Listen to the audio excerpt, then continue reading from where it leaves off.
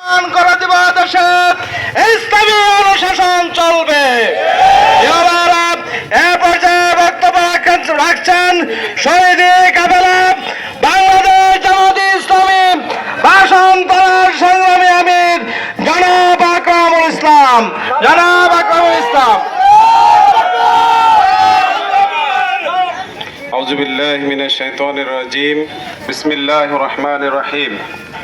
প্রাণপ্রিয় এলাকাবাসী, বিভিন্ন পেশাজীবী, অটো ড্রাইভার, ব্যবসায়ী, শ্রমিক, মজুর, সবাইকে আবারও প্রাণ ঢালা সালাম, আসসালামু আলাইকুম ওয়া রাহমাতুল্লাহ।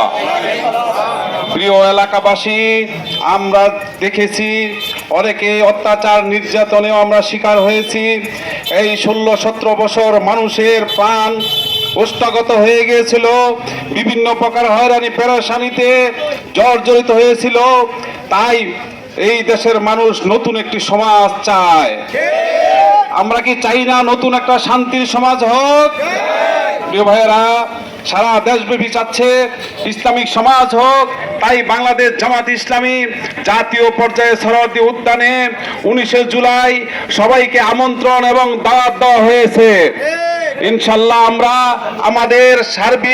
আপনাদের সার্বিক সহযোগিতা নিয়ে আমাদের সকল কর্মকাণ্ড বিরতি রেখে 19 জুলাই আমরা ঢাকার সরোয়ার্দী ময়দানে আমরা যাব ইনশাআল্লাহ। এই আহ্বান রেখে আজকের মতন এখানেই সবার সুস্বাস্থ্য কামনা করে এবং যারা সহযোগিতা